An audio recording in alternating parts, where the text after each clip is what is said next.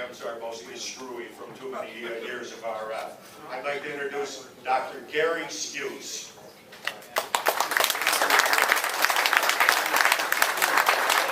Thanks a lot, Phil. Screwy, I don't know if I'd go with it. Anyways, I did give a talk a couple of years ago, and I'm doing this again for a few reasons. At least one of them is because this is the sort of thing we ought to think about all the time. I see people do really stupid things. Climbing towers. We have a couple of repeaters on a tower in Fairport, and there's also an FM broadcast antenna on that tower. And I see people climbing the tower and coming down and saying, "Oh, it's warm up there." Okay, that's just stupid. And then they say, "Gary, you want to climb the tower?" I say, "No, thank you." So what I hope to do tonight is inform you, and hopefully this will be interesting enough that you can stay awake for the next hour or so. And if anybody saw me, I am a professor at RIT, and whenever I prepare for my lecture, people do all sorts of things. They talk into a recorder, they videotape themselves, I pace. And my staff and my students know when I'm pacing around, they go, "Oh, you getting ready for a lecture?" That's what I do.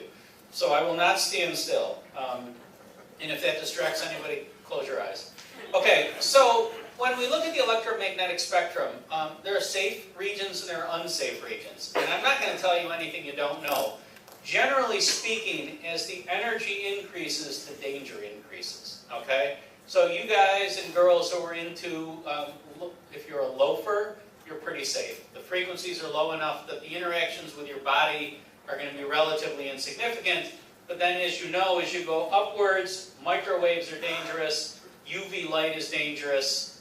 There's some controversy about whether 60-cycle AC is dangerous, and we'll talk a little bit about that. So throughout this talk, in fact, I think I've got an introductory slide. Oh my God, he's going to do that in an hour. We're going to talk about electromagnetic radiation. We're going to talk about ionizing radiation, which is not good. Okay?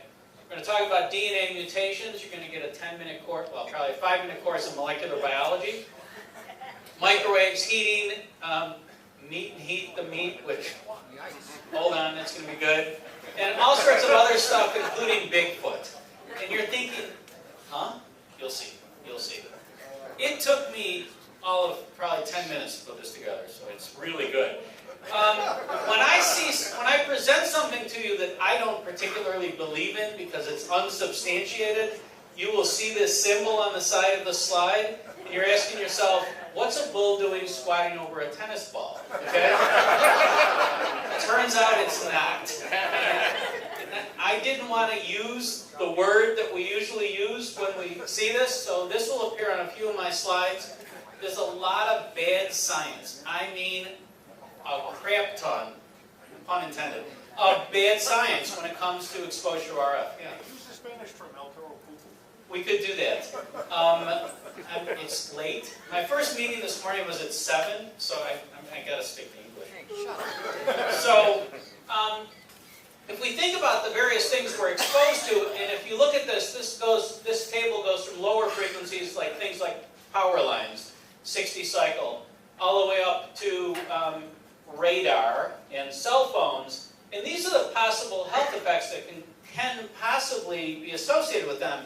And even if you look at these relatively low frequencies that they call extremely low frequencies, these relatively low frequencies that include cell phones, and then very low frequency cell phones, radio frequency cell phones, microwaves, a bunch of, let's go back to that last slide. But anyway, you can see things like cancer, blood disorders, central nervous system effects, cataracts, miscarriages. I feel pretty safe. I'm never going to experience a miscarriage. But there's all sorts of things. So how can it possibly be that you can have central nervous system effects here, you can have genetic damage here, and so forth? And it's because we really don't know. Okay? A lot of studies have been done, and we just don't have, I shouldn't give you the punchline now, but we just don't know. If we think about the ways that we're exposed, I mean this, no offense to the JOTA guys, but using our radios, we are exposed to radiation.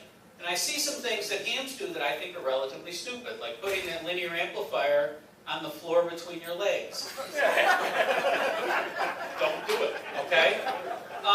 This is obviously a scan from an airport in some other part of the world. This picture, everyone's seen this picture. I saw this car at Dayton a few years ago. This guy's probably dead by now. And this is just an image of one of my old friends. That's a fruit fly that's expressing a gene that makes it glow under ultraviolet light. But these are all different forms of radiation at different frequencies. This is nothing to worry about. It's just visible light in the green region of the spectrum. This is just HF, and you notice the amplifier is not between somebody's legs. And the frequencies get higher here, but the doses people get are low enough that it's nothing to be concerned about. So we're also going to see there's a relationship between frequency and dose. Little doses of dangerous radiation isn't bad. Higher doses are bad. People get exposed to radiation all the time. And this silly thing, this pie chart, shows the sort of proportions of exposures you're going to get from different things in your life.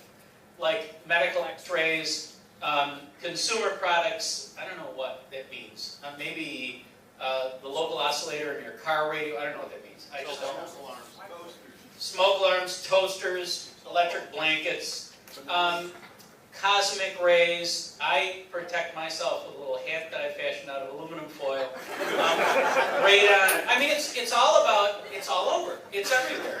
And I remember when I took chemistry in college, and they said sitting here, or I think the example was flying on a jet, you get more exposure than you do with like 7 chest x-rays or something like that. So exposure is impossible to avoid, but it's good to be educated and to know the sources of exposure. I mentioned earlier that ionizing radiation is bad. Ionizing radiation is real bad. Okay? X-rays are a form of ionizing radiation. This is a rather grotesque-looking hand with a finger missing and all sorts of lesions in the skin. This rather terrible diagram talks about all the various tissues that can be affected. Ionizing radiation is just bad. Anybody work with ionizing radiation? Yeah? What's the general principle to reduce your exposure? Everybody talks about the ALARA principle. Yeah, exactly. As low as reasonably attainable. And that's true with ionizing radiation. If you can avoid exposure or minimize exposure, it's a great thing. That holds true for all sorts of radiation exposure.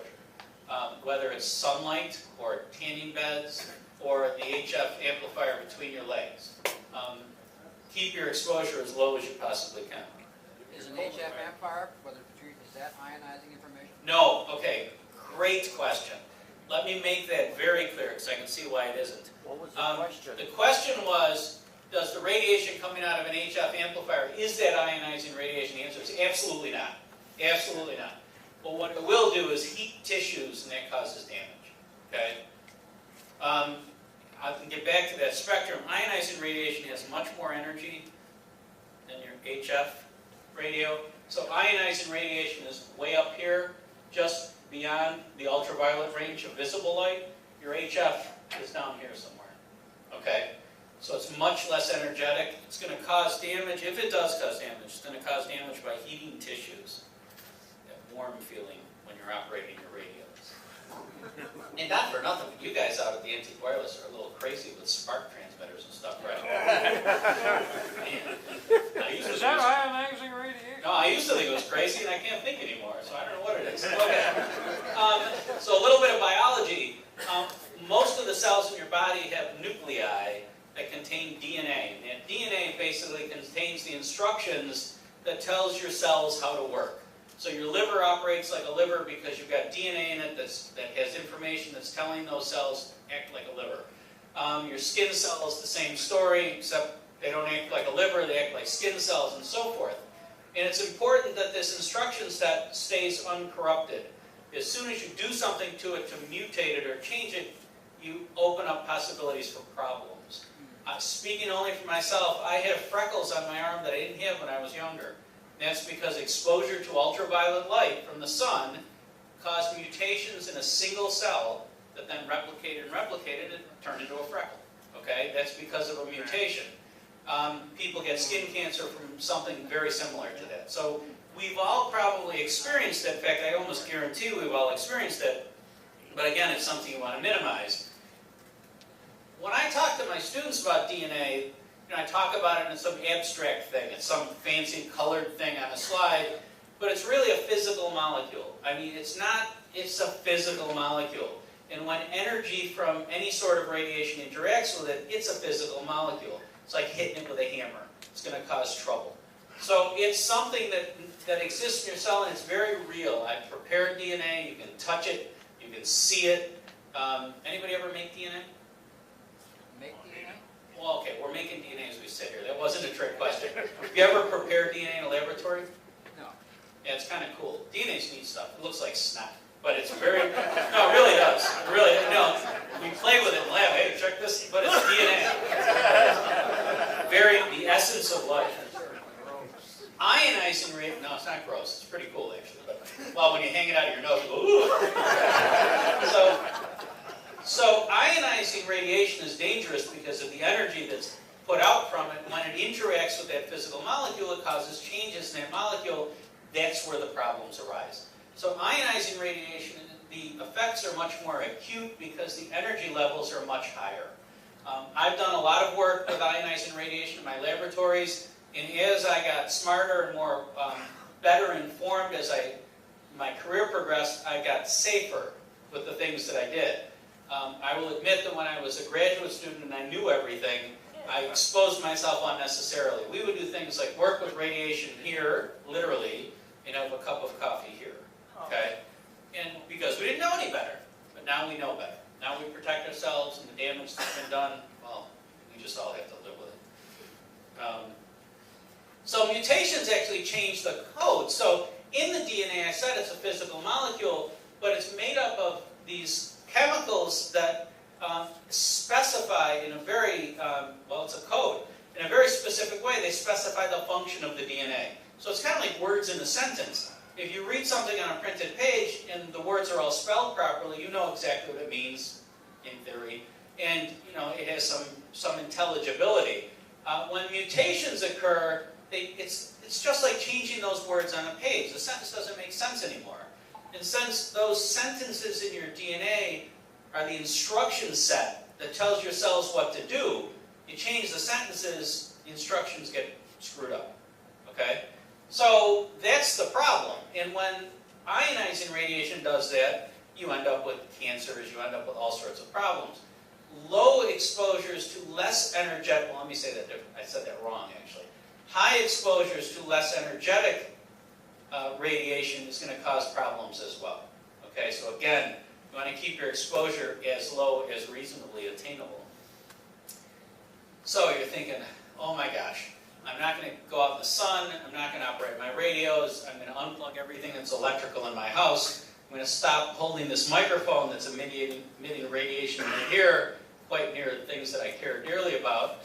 But it turns out that mutations happen all the time. And whenever you're out in the sun, mutations are happening in your skin. Our bodies, our cells have the ability to fix those mutations.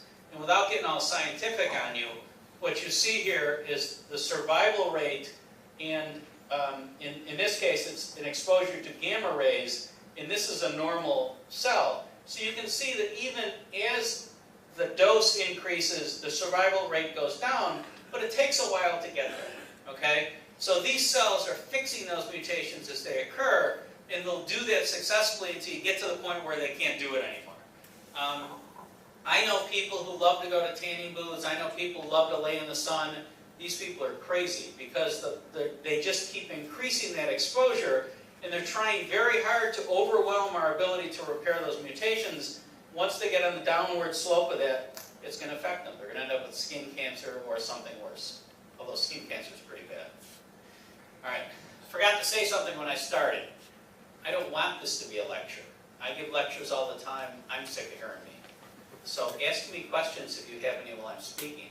Anybody have any questions yet?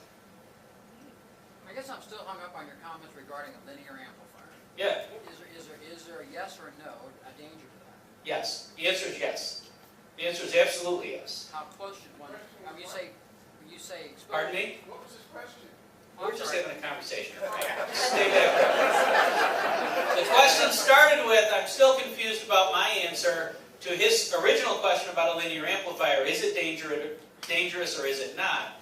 And my first response was, yes, it's dangerous. Second question But the was, second question is, so you know the rules that the FCC has published specify field strength, right? It's all about density of of the radiation you're being exposed to. So if in my shack, the perfect linear amplifier would be in another room, okay? I would put distance between me and the source of radiation. Is it the amplifier or the antenna that's the source of the radiation? Well, your amplifier is going to leak, and then it is the antenna that, you know, if you got a good feed line and everything's wonderful and a good match and everything else, the majority of the radiation is going to be wherever your antenna is located. I get nervous when people have HF antennas on the roof of their car and amplifiers. They're putting out 1,500 watts 6 inches from their brain. Okay? Sweetbread comes to mind. Okay? My mind, theirs won't work. No, but it's distance. So most of your radiation is going to come from your antenna. Something is going to leak, unless everything's perfect. Something is going to leak. And I would put as much distance between me and anything that radiates as I could. Okay? Some people are paranoid. They don't want to hold an HT next to their face. I'm not that paranoid, but there may be some merit to that concern. Yeah? Does this mean everybody in the room should stop using ham radios? Well, so, you know, we can be extreme. We can stop using ham radios, we can stop using cell phones, we can stop using microwave ovens, we can turn lights off and use candles. But you know that, well, as low as reasonably attainable, the R word, reasonable. You know, I actually had to give a talk a couple of years ago. Does anybody know who Ray Kurzweil is? Yeah, Ray Kurzweil is just, the guy's phenomenal, right? So I had an opportunity to talk before he talked. And one of Ray's propositions is that technology is advancing at such a rate that we can live forever. He said the goal is to live until the technology is there to keep you alive forever. And my talk was something like, what would you do? Right? I mean, everybody in this room is dying. That's just a fact of life, right? You just want to postpone that end. And you want to do what's reasonable to keep longevity in place. Do I want to give up lights and microwaves and televisions? No. I'm going to live with it. Okay? Well, that's a whole different thing. That's another lecture that I can give. So, what about microwave radiation? I mean, everybody's got a microwave. I remember when I got my first microwave, my boss, who was a physician, wouldn't have one in his house. And I said, you know, Radio Shack, for $10 you can buy a leak meter, right? And he said, no, I don't trust it. So he lived like 20 years, well, this is ironic, lived like 20 years without a microwave oven and ended up dying of a multiple myeloma. So, you know, I didn't like him, but I had nothing to do with it. Anyway, so microwaves, this is a microwave oven, an old one. And that's a microwave dish that's probably used for the backhaul between, you know, these towers that telecommunications companies use. When a microwave oven is functioning properly, it's pretty safe. In fact, if you held a meter outside of it, it's pretty safe. They're pretty well shielded. I would not get in front of that thing when it's, you know, you will feel warmth. You will, you know, all sorts of stuff's going to happen. Now, Bill told me that I can entertain the crowd by talking about one specific anatomical unit, right? My gosh. Yeah. So I remember reading, when I was a postdoc, I remember reading about using microwaves to fight sexually transmitted diseases. That's the truth. That's the honest truth. There was a paper published in a prominent journal that said microwaves can be used to neutralize sexually transmitted diseases, and all I could think of is closing that door and my junk's gonna hurt like crazy. Okay? There we go, Bill. Bill said if you say junk, everybody will laugh. Yeah. And Bill's thinking, I remember reading that and it did hurt. Okay. So the way microwaves work is microwaves are relatively high energy source of electromagnetic radiation, and what microwaves do is interact with water. This is water. This is oxygen. These are two H's. For anyone who doesn't remember, water is H2O. Okay? So here's two H's and an O, and microwave radiation interacts with it and causes the electrons to excite and causes heat. Well, we're made up of a lot of water, right? You know, 72% or so of our body weight is water. So don't get in front of a microwave, okay? Because it'll excite the water that's inside of us and cause tissue heating. Okay, this is the part. Frank liked this a couple of years ago. We're made of meat, okay? This is a cow. This is a human. Notice the similarities. So everyone uses, well, most people, except my old boss, uses microwaves to heat things. And I mean, we'll have leftovers something or other, and I'll throw it in the microwave the next morning and heat it up without giving it a thought. And what I'm doing is I'm exciting the water that's in that leftover something or other, and I'm instilling heat in it. I made it the same thing this hamburger is. And if I exposed myself, the same thing would happen to me. Don't do that. Or, if anybody read my article in the rag, I don't care if you do it or not. Okay, I'm not going to do it. So again, your cells have water in them, and when they heat, there's a potential to perturb that information molecule that's in your nucleus. When you heat cells up, the energy, the average energy inside of the cell increases. That's the definition of temperature. And the molecules in your nucleus, the DNA, the instruction set that tells things how to function, could potentially be screwed up, and you don't want to do that. Questions? Yes? Do we get a certificate when you're done? As far as I'm concerned, you can have a bachelor's degree. So these are meat cells. And meat cells are just cells, and they contain nuclei in them exactly like the cells that make up your body. In fact, if you knew, you couldn't tell the difference between if this was a human cell or beef. Okay? They're all the same. And every cell that has a nucleus is prone to mutations from heat or from ionizing radiation. So heating can be a good thing, right? I mean, when we go from this to that, that's a good thing. I like my steak cooked. I know people who don't. My brother likes it blood rare. I like it cooked. So heating can be a good thing, but heating can be a bad thing as well. You want to heat what you want to heat. You don't want to heat other stuff. Okay, you don't want to heat yourself. All right, so I've got to switch gears here. I want to show you a video. Let's see if I can do this. See if I can see this. Someone asked me a question while I'm getting this queued up. Anybody have any questions? Yeah, Paul. There was a Darwin Award several Oh, years back. You recall that one? well, I don't know which one you're speaking of, but I know about the Darwin Awards. The Canadian guy with the microwave station. Now, what did he do? He was on the roof, keeping warm in front of the microwave things. That's good. Nobody told him that they were going to increase the power on Christmas Eve, which was his shift. Yeah, that's He killed himself. we know what microwaves do, and to stand in front of a microwave is just stupid. I mean, it just doesn't make any sense. If you want to keep yourself warm, don't do it by heating your DNA. It's just not a good idea. Anybody in here a fan of Breaking Bad? Boy, not a lot of you. All right, don't tell me how it ended. Watch it on Netflix. I'm getting it from Netflix, so I'm a season behind, so don't tell me how it ended. But there is a character in Breaking Bad called Skinny Pete. He's one of the drug dealers. You know Skinny Pete? Yeah, so I found this instructional video. This is actually a public service announcement. And I want to share it with you, I think. Breaking Bad, team up with AMC and the Food Network to bring you an epic new series. Eat meat with Skinny Pete.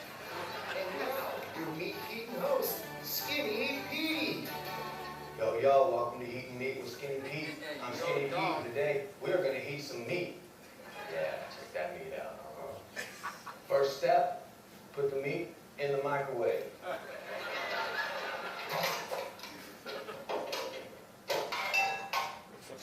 Step 2, press this button.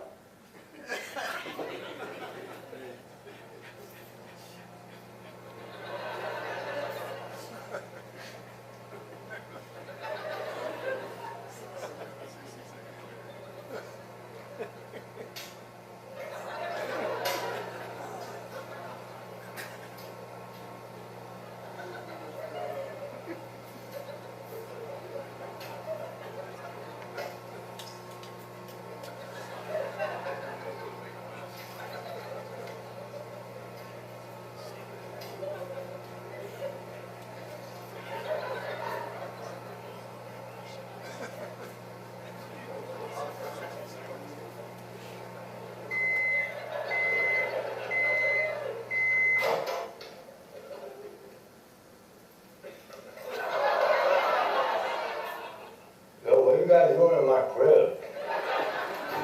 Eat meat with Skinny Pete. real time. You actually watched him watch it for 1 minute. He cooked that piece of meat. So I'll repeat what I said a few minutes ago. Don't do it. All right. Sorry. No dog. Yeah, that's right. I had to do that. Sorry. All right. So getting back to this. Oh, my. There we go. It's good. So, I got to emphasize this, we are made of the same thing that that steak was made of. You've all seen these art exhibits of cadavers. These are real human cadavers, and they don't really care about eating because they're already dead. Okay? Has anybody ever said this? You're somewhere, wow, it's hot in here, I'm just roasting. These guys don't really care. Now, this guy has some character. Must have been international talk like a pirate day. So when I put this together, I had to find stuff that I found distracting.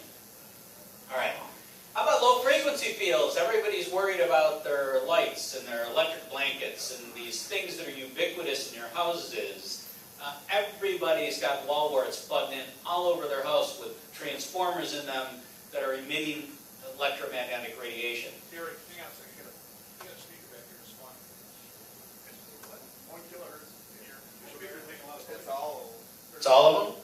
Is it me? Right, right, speakers. I just turned my mic off. No? Is it dangerous? Still going on?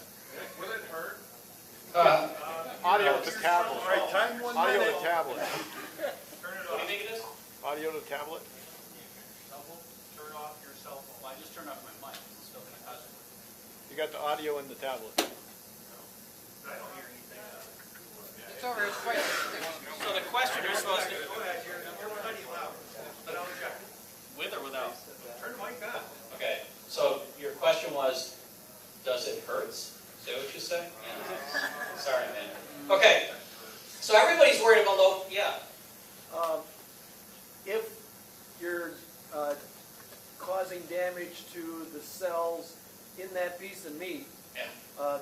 the critical things like amino acids and such that you ingest, Yep, they're no longer like they used this to be. is a great question. That's exactly correct. That's exactly right. You eat that stuff, Yep,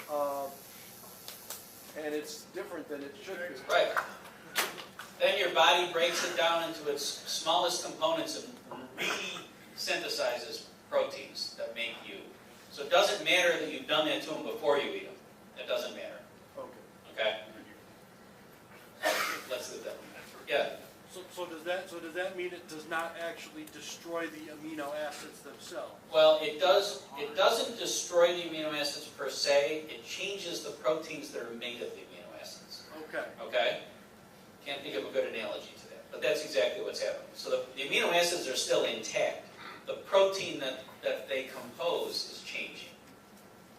Does that make sense? Yeah. Let me give you an example that probably, well, everyone here is probably old enough to know about.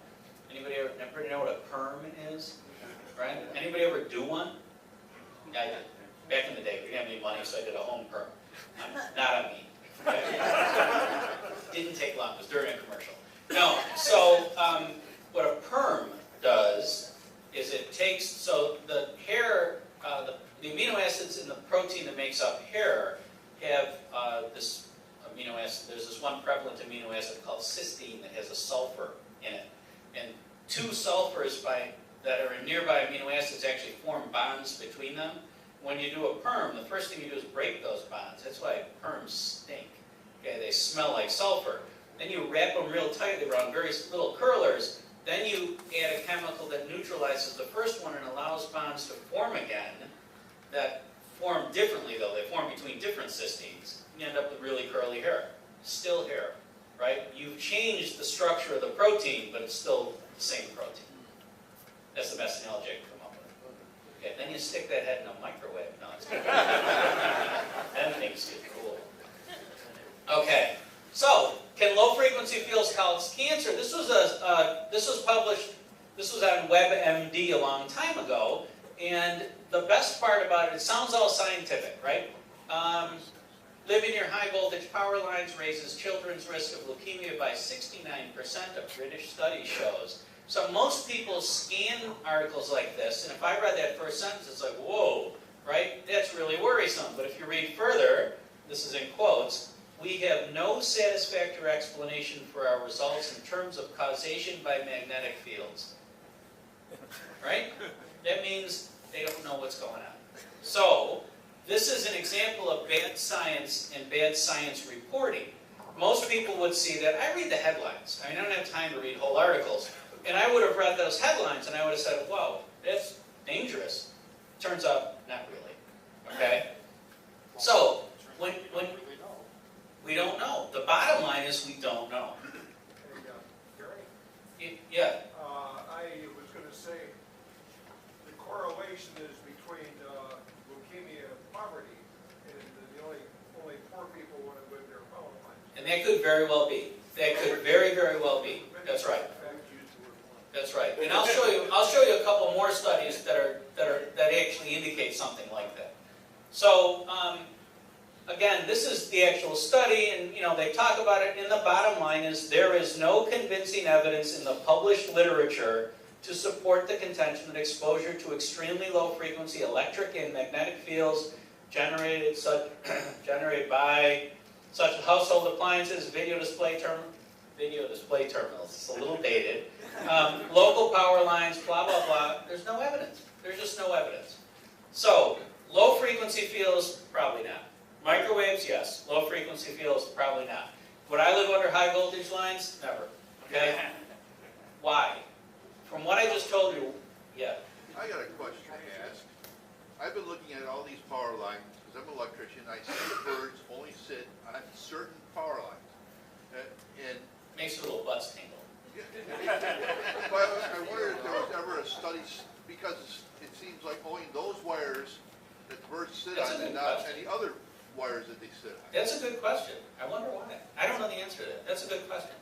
But, so, I put this up partly because it's funny, but why is it I won't live under power? I just showed you 2 slides that said there's no evidence to support it. I know. I know, the interference. No. The reason I wouldn't live is because we don't know. There have been no conclusive studies that say it is dangerous and none that say it's not dangerous. So, let's get back to keeping my exposure as low as reasonably attainable. I don't have to live under a power line, so I'm not going to do it. Okay? Do I think they're going to hurt me? My gut says no, but why take the chance? Okay? So, if someone wants this house, turns out it's cheap. Yeah. Just as a point of fact, what you're showing in that picture right there, I have a friend who lives in Elmira. I was down to Hamfest last weekend. You remember Saturday morning was very foggy? Yeah. His backyard, less than 250 feet from his house, is a 345 kV line and 235 kV line. Yeah. You walked outside and it sounded like 100 frying pans full of bacon standing outside his door. Why does he live there? He likes the S9 noise level on 80. Yeah, exactly. He doesn't need blankets because he can stay warm at night. Not a problem at all. Yeah, just leave it, Very low. in the morning, we do this at home all the time. We'll take, a chicken breast out of the freezer and leave it on the counter to defrost during the day. His gets cooked, right? He comes home and it's ready to eat. So this is actually, these are images from a patent. Who was I talking about electric blankets before we got started? Yeah. So a lot of people are worried about electric blankets because they have an array of coils in them that keep you warm. This patent shows a technique that involves you run the coils in one direction, then run them back upon themselves, so you get cancellation of the waves. And this is actually a pretty neat idea, so that anybody who's concerned about cooking their junk or developing some sort of a malady because of exposure to an electric blanket, that's a good electric blanket to have.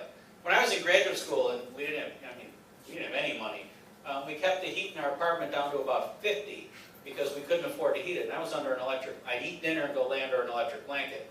So far, so good. But that's actually a brilliant idea, and I suspect, well, I don't know, I suspect that most, if not all, currently available electric blankets use this technology. Because again, is this dangerous? Don't know. So why bother exposing yourself, right? All right. This was a study that, I don't know if I should say this out loud in a mixed company, but pissed me off to no end. Because when this was published in 1988, the ARRL put it on their website and said, this epidemiologist, Samuel Millam, of the Washington Department of Social and Health Services, did a study and said that hams get cancer more often than most people. And that just pissed me off. So I couldn't wait until the library at the university got this and I wanted to read it. And what he actually did in this study is it was a retroactive study. He took death records and he took FCC records and he correlated them and said, oh God, this guy was a ham, this girl was a ham. That's not science, that's crap, okay? So the study, here we go, that's not science, that's crap. This is the actual study, it was the American Journal of Epidemiology, and he did exactly what I said. Look at, was done through the U.S. Federal Communications, doesn't that sound like all official and stuff? Amateur radio station operator license file. He doesn't know if these people smoked 12 packs of cigarettes a day. He doesn't know if they were welders. He doesn't know if they were microwave technicians. He doesn't know if they have family histories of cancer. He doesn't know anything. All he knows is that a bunch of dead people were in the FCC's records. That's a bunch of crap. There was no control group. You can't have a control group when you do a retrospective study. It's impossible. Okay? And anybody in here an epidemiologist? Yeah, I have like no respect for epidemiologists because the nature of what they do is not science. They walk through graveyards and they write things down. Oh wow, in 1872 a lot of people died. Okay. Good to sell stones back in 1872. Are those guys that have those cemeteries full of bodies and like bugs on them or something? No. Those are different. These are the guys that go into cemeteries. And nowadays they take photos of gravestones. They used to put tracing paper on it and use a pencil so they could go back to their laboratories. Work at lasers. And they would, they go back to their laboratories and say, oh look, a bunch of people died in 1872. 1872 was a bad year for death, right? Bad year for death, good year to sell gravestones. But this was just baloney. This was just baloney. This was just crap. I mean, it was a terrible study. And what really, like I said, it pissed me off is the ARRL picked up on it and put it on their website. It's like, doesn't, read it, man. There's nothing here. So there's a lot of studies like that where there's nothing there. Again, do I think it... They believe that. The guys from universities, a doctor... For what? Honest to God. The National Institutes of Health... Really? The National Institutes of Health probably paid for this. But the problem is that people that don't know any better see the headline and they go, oh my God, my neighbor's a ham. I gotta tell him to stop operating his radios. But if you read this, it's just a bunch of baloney. It's not science. So it gets my my full award. How about UV light? UV light scares me, okay? I know dermatologists who have their annual meetings in like places where the sun doesn't shine, and not what you think. Like in Seattle. They never go to the Caribbean, they never go where it's sunny because they are scared to death of UV light. And I'm starting to share that. So remember when I showed you this, the energy increases in that direction. Ionizing radiation starts about here. This is the visible spectrum. Notice the overlap between the ultraviolet regions and ionizing radiation. There's a great deal of energy in ultraviolet light. It's bad stuff. I got a question. So what it does is it causes mutations in your DNA directly. UV light at 254, I don't know how they measure this, 0.7 nanometers actually causes mutations in your DNA directly. I mean, no in between, the light hits your DNA, causes mutations, yeah. Okay, so ionizing radiation, is that really getting to where you got wavelengths that couple well to your body parts? Yeah. That's really what's Well, going on. that's what microwaves do. Microwaves at 2.4 gigahertz are just the right frequency to excite water. Yeah. Okay? That's why we use that frequency. But the higher they get, the shorter the wavelength, the higher the frequency, the higher the energy. And it better couples into the little bitty parts inside your cell. Yes. And in this case, these parts inside your cell is the instruction set that tells your cells how to work. And you start scrambling that, you got problems. Okay? But it interacts directly with DNA. There's no intermediate, there's no tissue heating, there's nothing. It just interacts directly with your DNA and causes mutations. Can we tolerate that? Oh, of course, right? I mean, I cut the grass in short sleeves, and I don't have cancer yet. But would I invite it? Would I lay on the beach to get a tan? No. I actually showed this slide a couple of years ago. I think there's going to be a discovery that tanning booths are as dangerous as cigarette smoking and everything else That's why I'm with stupid. When people do that, it's silly. Because if you want to reduce your exposure as much as reasonably attainable, sitting under a UV light is just dumb. Okay? And I feel very strongly about that. I have students who tan, right? So-called fake and bake. And I'll tell them straight to I mean, just like if I saw one of my students smoking a cigarette, I'd say, you know what you're doing yourself? I'd say the same thing about this. Don't do it. So how about microwave exposure to police officers? Anybody hear a cop? I apologize for what I'm about to say. Who cares? They're cops, right? No, but this was a study. This was a study that was done entitled. This was done by the National Institute for Occupational Safety and Health, part of the government. And this was entitled "Occupational Exposure of Police Officers to Microwave Radiation from Traffic Radar Devices." You may have been a cop long enough ago to realize when the handheld guns, a lot of guys are putting them between their legs and between cars. A lot of guys with adopted children. Okay? But anyway, so they did this study, and it was done by the government. Pardon? Okay. So, I thought this was great. The fact that the government did this is great. I mean, this was done a while ago now, but I thought this was great. So let's look at their conclusions. This was a controlled study. They looked at police officers who use radar guns. So what does it say? Although conducting a definitive epidemiologic study of health risks associated with traffic radar devices does not seem feasible at this time, then they have recommendations. Based on what? Well, based on common sense. Okay? Basically, if you read all of these, it says, don't expose yourself unnecessarily. But the bottom line is they did a study and didn't have any results. They could not draw any conclusions about whether it was dangerous or not. So I guess it's good that they did it, but just like I said before, if we don't know, don't do it. Don't expose yourself. So how about, they also did it in Canada, and I care even less about Canadian cops, okay? And they did the same sort of thing, and the bottom line was, don't know, okay? So these studies are inconclusive. No, I didn't say that. You said that. How about this one? I love this. Radio frequency, electromagnetic fields, cancer, causing DNA mutations, and causing toxicity to your genes. Now that scares me, right? Well, what's this going to do? It's toxic to your genes. I go, wow. Overall, however, the preponderance of public epidemiologic and experimental findings do not support the supposition. Sounds like a supposition. Supposition that exposure to such fields are carcinogenic. This was in 2003. Again, inconclusive. Now, doesn't mean it doesn't happen, it just means we don't know. So, love this. Isn't the New York Times says all the news that's fit to print, right? I think that's their tagline. This came from the New York Times. It says, cell phone radiation may alter your brain.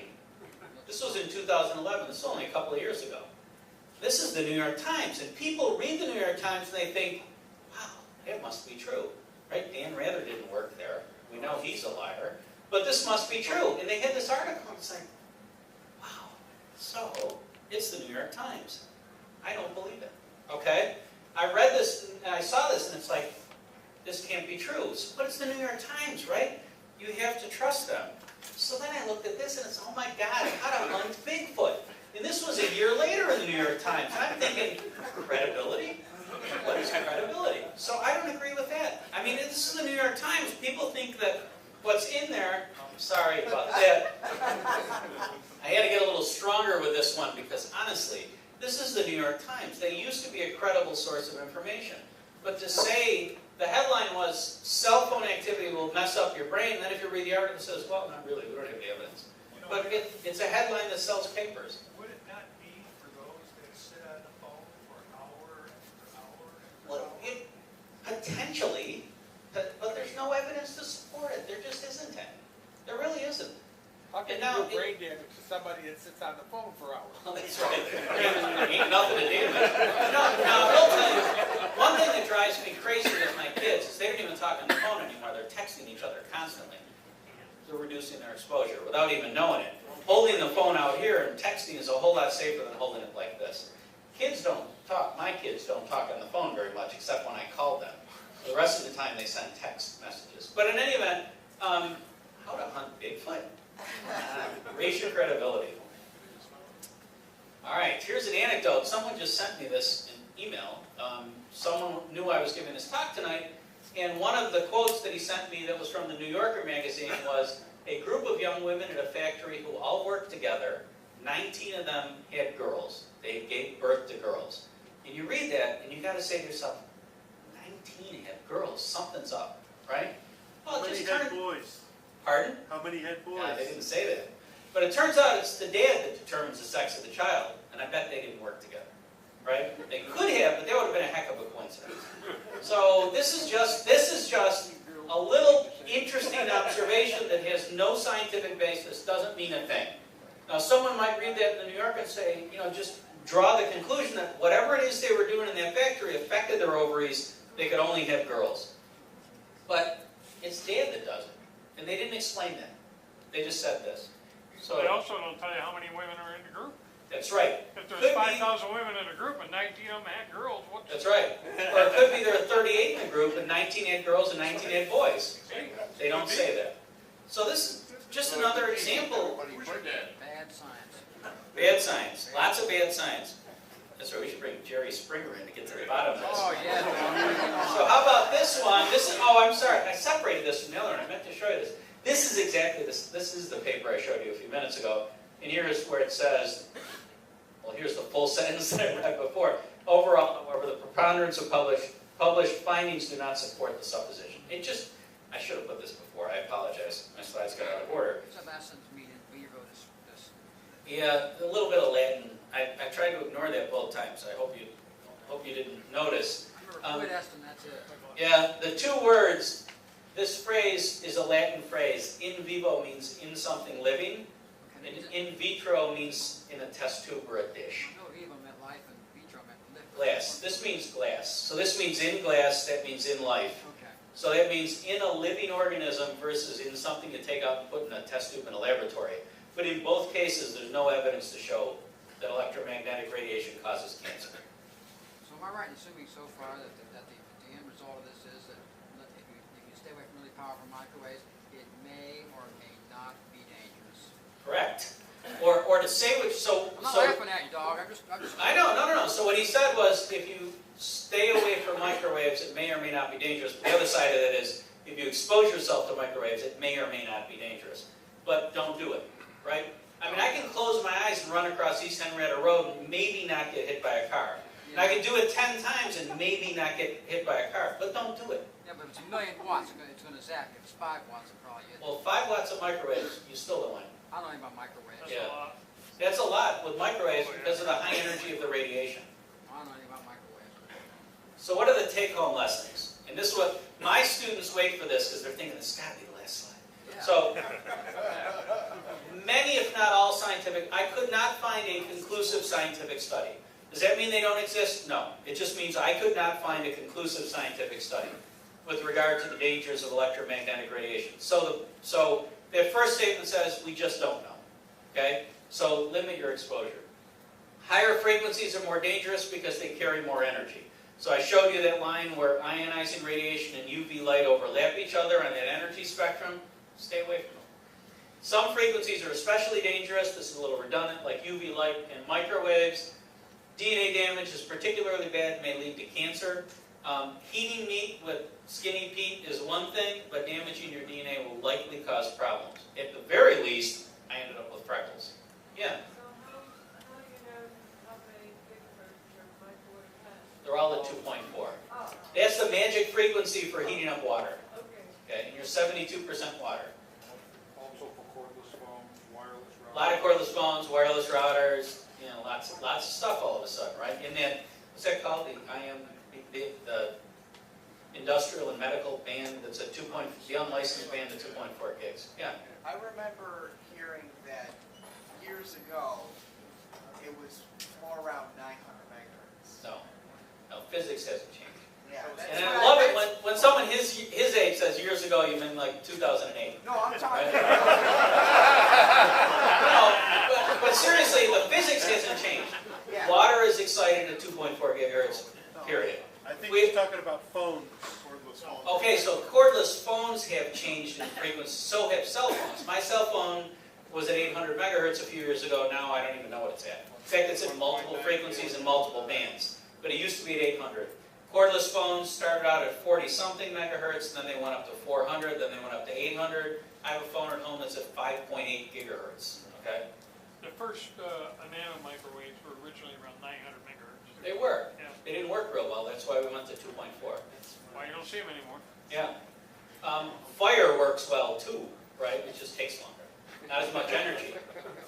Tissue heating can be damaging, like Skinny Pete showed you. So educate yourselves. Learn about this stuff and look at the science with a critical eye. And you can, you don't have to be a scientist to read the sentence that says this study was inconclusive. So read the study or just read the first part that tells you that. Don't just read the headline and panic. And very importantly, educate your neighbors. I had a neighbor helping me put up a tower, and the whole time he's helping me, he's like, what are you going to do with this? I'm going to put antennas on it. Where are you going to point them? Well, your head. Over your house. Not at my head. So, no, but educate your neighbors. And, his house is probably 300 feet from my antennas, and it's not going to do any damage at all. But I educated him. I talked to him about it. He's an engineer, so, he understood it. He's not a ham, but he understood it. And I educated him so he wouldn't panic. My dogs would pee in the carpet. It's not my radios. Okay, and then limit your exposure as much as reasonably possible. Okay? And that's the bottom line. In fact, that's the most important take-home lesson of the night. Don't expose yourself unnecessarily. Stay away from your antennas when you're transmitting. Don't put your Wi-Fi router between your legs. Don't put your HF amplifier on the floor under your desk. Put it somewhere else so you're not being exposed. Pardon? Yes. Ooh, who is it? Suzuki DXT is the first three part of the license. You're blocking somebody. Thank you. We'll close our eyes so we don't know who it was.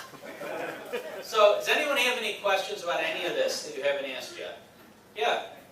I'm just getting my FCC license renewal process going. Yeah. And, the ARL sends you a little information packet and things. And then there were some things about, the FCC said that there's some new limits and all that. That's right. But they're silent on what are the limits. Well, they do specify the limits, and they specify them in terms of density. What am I trying to think of?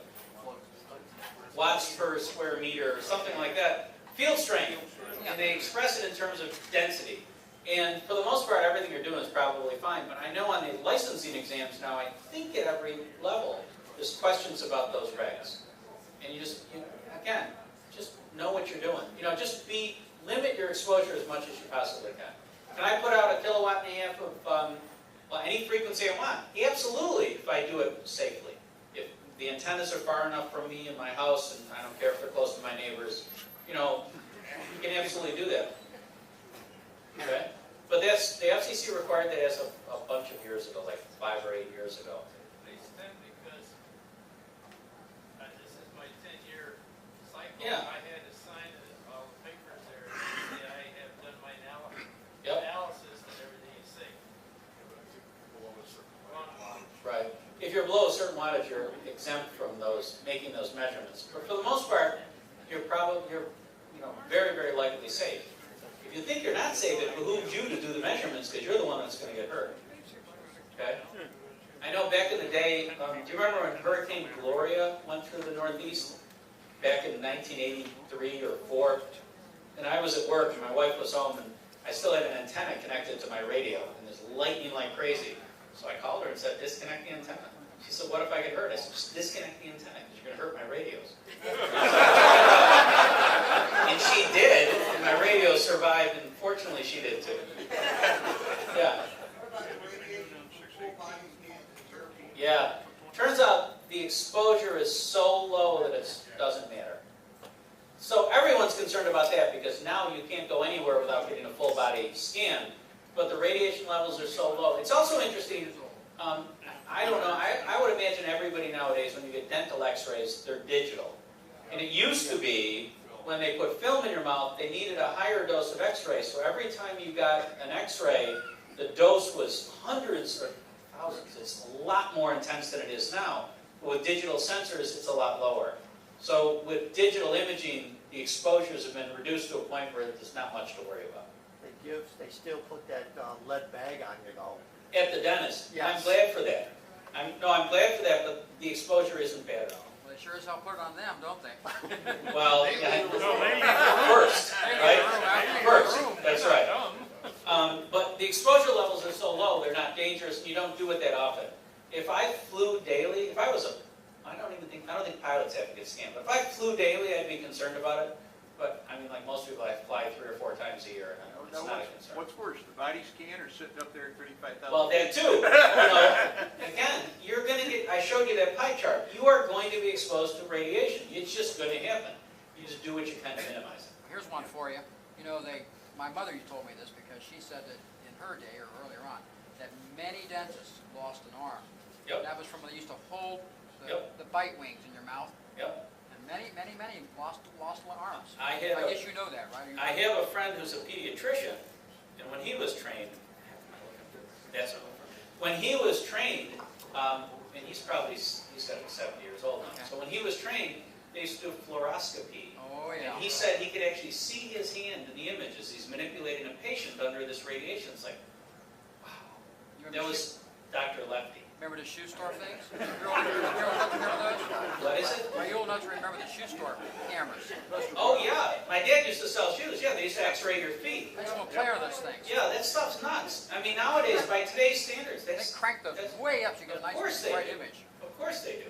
But he did fluoroscopy, and he actually said he could see his hands, and he still had them both. You know, which was, surprising. Yeah. Oh, just an anecdote. My father was an inspector. Yeah. And they didn't do this because of the radiation community. They were scared to smoke them in another way. One of the things, they had to do several things to monitor the landing. First thing they would do is take out the charges underneath the seats, so that somebody would sit in the seat, pull the lever, and they would Right. take the eject out. Right. Of course, the other way was they would neutralize the color machine guns front and back, because people just walk around the back of the airplane, the machine gun would follow them. Right. Right.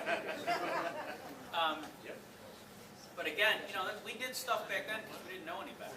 We know better now.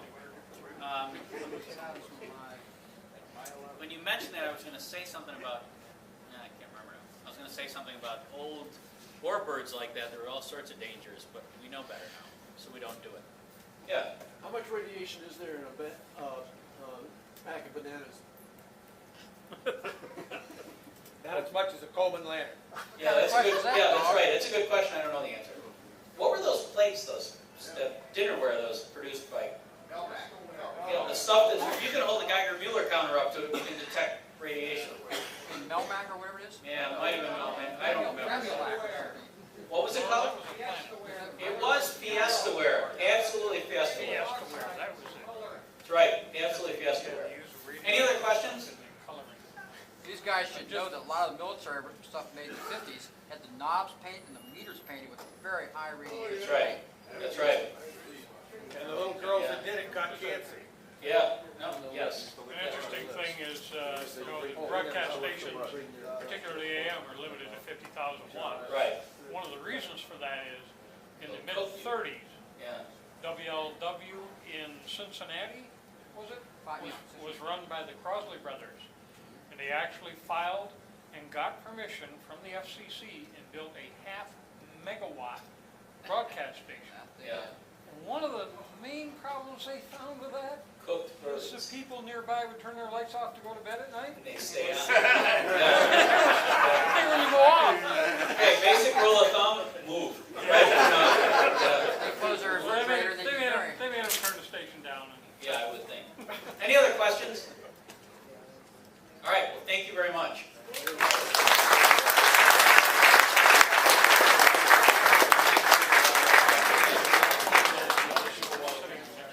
Thank you very much. Gary. Great presentation, lots of humor, lots of knowledge. I can't wait to go tell my doctor I'm 72% water to blow it out his nose. Thank you, everyone. Have a great month. Safe journey home.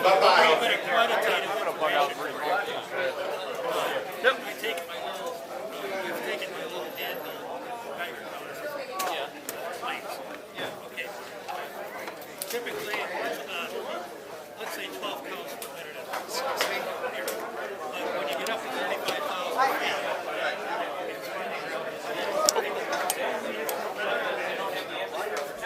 yeah, I know. I just wondered about if that shows up on a pilot. Well, you know, that's a great question. So what's the incidence of being people don't fly? It's 10 times the rating.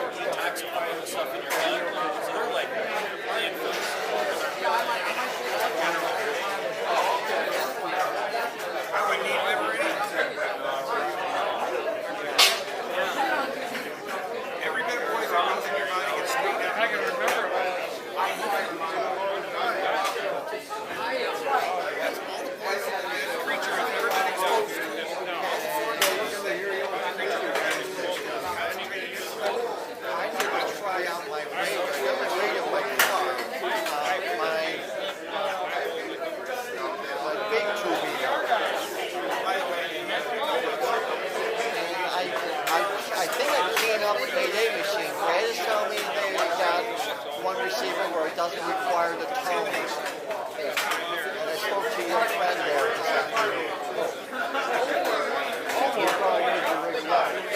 Yeah.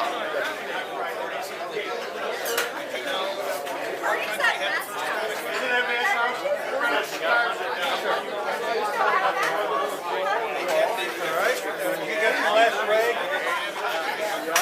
Look in there on my